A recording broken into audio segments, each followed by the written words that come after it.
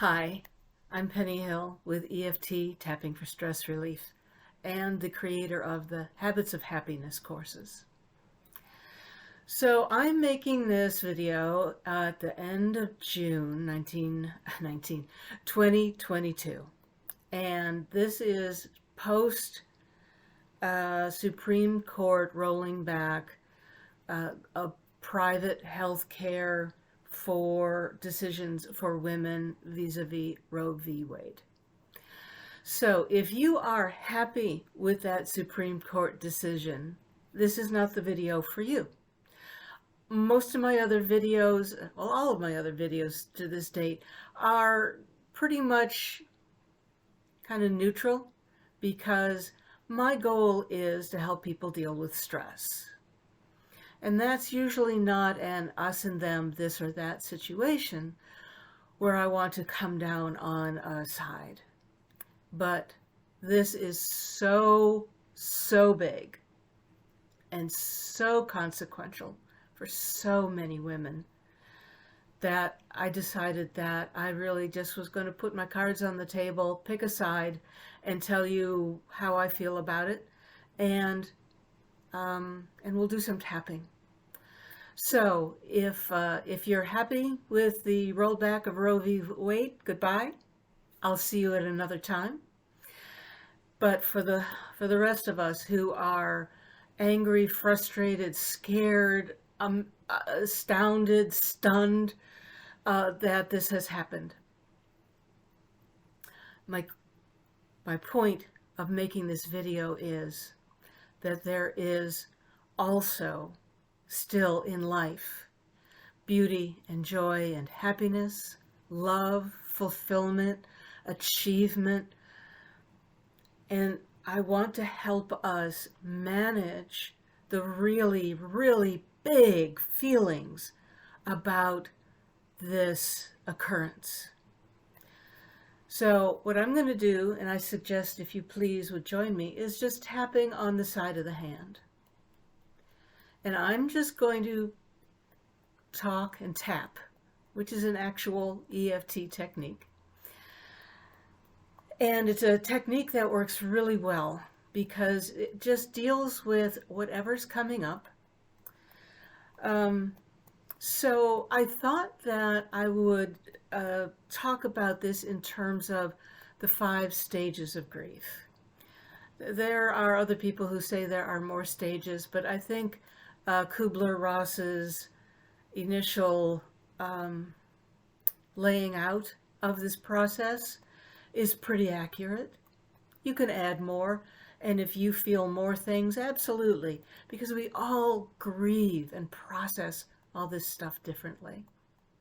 So I've seen this coming for a long time.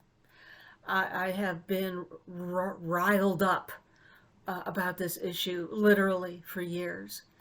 So at this point, I've had quite a bit of practice managing my emotions around this issue. When the leaked, the draft was leaked, the draft decision, there we go, that's the word, was leaked a few months ago, I honestly was just enraged a lot of the time. During the day, I would wake up at night and it was on my mind. So I really, really needed to get it under some control so that I was not overwhelmed all the time, day and night with this. So wherever you are in your process of being amazed by this, stunned by this, surprised by this, you knew it was coming, so it's like you've already done some work on this. I think once something becomes a reality, not just a theory, there's always that little bit of hope that it won't come true. And now we don't have that hope anymore. And the consequences of this decision are going to be with us probably for a very long time. There's a big, long fight ahead of us to reestablish women's private healthcare decisions, and bodily autonomy again. So I'll just tell you exactly where I'm at with this. There's a word that we use for people who don't have autonomy over their own bodies, and that word is property. So that's where I'm coming from. You can say second-class citizens, you can say some of our rights have been abrogated, but if you do not have control over your own body, there's nothing else. There's really nothing else. Everything comes from that. So the 5 stages of grief: denial, anger, bargaining, depression, and acceptance. There's no particular order that we go through these. I think we bounce around between them all the time. But when we talk, we have to do a linear thing. So let's start with denial. I can't believe this happened, right? So if you know the tapping points, I'll go through them once, right? I can't believe this happened. Even though I saw it coming, it just couldn't have happened. This could not have happened. This couldn't have happened in the United States in 2022. This just could not happen. Now your mind knows it did happen. We're dealing with emotions here, right? This could not have happened. I just can't believe this happened, right? So when we're tapping, we're not tapping about what we know to be true. We're tapping about how we feel. And it's good to say that even in the this is what I'm feeling right now, right? You know it happened, obviously, but emotionally, it's a different story. So then there's anger. Anger. I personally am very, very angry about this.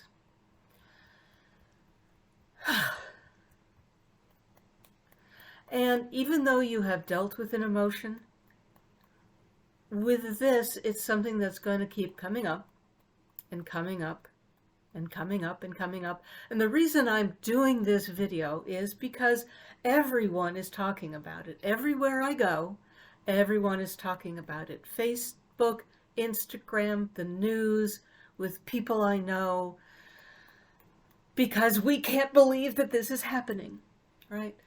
And we're angry. Very. I don't even have to explain or justify it, right? This should not be happening to us, right? Which leads into bargaining, I think.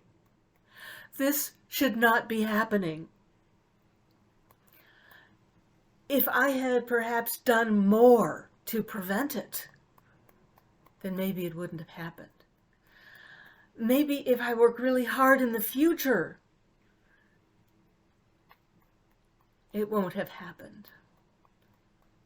What can I do? There must have been something I can or should have or would have done or will do that will make this not have happened. Now, of course, again, that's not a thought. That's a thinking thought, a conscious thought, because you know it's happened. There's nothing you could have done in the past or will do in the future that will make this not have happened. And then when you really realize that there's nothing you can do about it, there's a period of depression. I don't know when that hits for other people. Excuse me. That this is happening. Now for me, I'm sad, as well as anger. Anger and sad go together. Sad usually is the cover story for anger. But sad in this case, I think, has a place because I know that women are going to die. I know that I feel that the people who are pushing what they call pro-life, which is not pro-life in my opinion, but pro-birth, um, they don't care about the pregnant woman. They don't care, apparently, about the life of the woman, the teenager, or even the pregnant child. Because girls can get pregnant at 12, right? Long before their bodies are actually able to safely carry a pregnancy, we can get pregnant. What about their right to life? So that cycles me back to anger.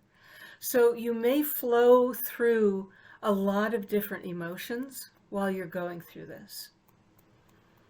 So denial and anger, a lot of sadness, bargaining, depression, and then acceptance. It happened. I know it happened, and I have found some peace with this. Because the goal of EFT and tapping is emotional freedom, which means that every time you hear about this issue for the next week, months, years, you don't want to be plunged into denial, anger, sadness, bargaining every time. Now, it might happen once in a while, but the goal of this is to find a place of peace with this. Not acceptance. I mean, you accept that it happened. You know, it happened. It's a reality. But not acceptance that it's like, okay, well, it happened. I'm not going to do anything else now. I'm just going to roll over, right? We are not handmaids. Thank you very much. We are warriors. We are scholars. We are women. And not everyone who can get pregnant identifies as a woman. And I apologize, but the verbiage is a little too convoluted and complex for me to wrap my process around right now. So my apologies for not being as inclusive in my language as I could be. I'm working on it. So, yeah, so when I wake up in the middle of the night and this comes to mind, I just go, I can deal with that tomorrow. So I've done a lot of work. I've done a lot of tapping. I've done other things too. I've done Ho'oponopono, which is something that I highly recommend. I also do heart math. I get coherent in my heart. And the reason that I think it's really important that we do this is because we need to stay healthy. We need to stay strong. We need to stay focused because we have a lot of work ahead of ourselves. And we shouldn't let other people determine our happiness, regardless of how wrong they are, no matter the burden their wrongness may put on us. We still have the right. I'm sorry, those reflections are driving me crazy. We have the right and maybe even the duty to be happy. Happy people have more strength and energy and charisma. They are better at working at teams. They're better salesmen, right? And saleswomen. And I think we need to do a better job of delivering not just facts to the people who disagree with our position, but the emotional congruence and emotion, right? People are seldom convinced of a point of view by facts. They are convinced by heartfelt emotions. And we can't do that if we're just angry all the time. I don't believe, at any rate. So, and the science behind happiness would say that we are going to be a much more effective source of change if we are happy, if we tend to our own health, and then we can take better care of others around us. And I think that's how we're going to get through this. So, I hope that you will learn how to tap. I hope that you will learn some heart math and Ho'oponopono. And I hope that you will do that with me, because I've got lots of stuff that I can that I can share with you that will really help you shepherd your heart and your mind through the difficult, unexpectedly difficult times ahead. So I just wanted to say this. I heard someone talking the other day, and John Dupuy, I don't know if that's how he says his name, at iAwake app, which is a meditation app. And he said, evolution is beautiful, but it isn't pretty. So we are evolving spiritually and emotionally and mentally as a species, and we have been expanding and evolving, and expanding who has the right to be free and to express themselves. And while we've been doing that, I don't think we've been paying attention to the fact that that has been making a lot of other people very angry, upset, and afraid, because that's not the world they know. So the whole reaction of literally trying to drag us back to, you know, the 1930s or the 1700s is a reaction to that. And it will pass, and we will expand again, and it will be even better and higher and more loving, and it will include even more of us. So, so if you go to my website, and there'll be a little card at the end of this video, go to my website and you can look up under courses, Habits of Happiness course. You can also check the events page, because I'm back to doing events. And you can participate in any of those things, or just call me for a conversation, and we will see if doing some one-on-one tapping coaching would be most helpful for you at any time or right now. Okay, so thanks, and I wish for you a joyful heart. And sometimes you got to work at that. Be well. Bye-bye.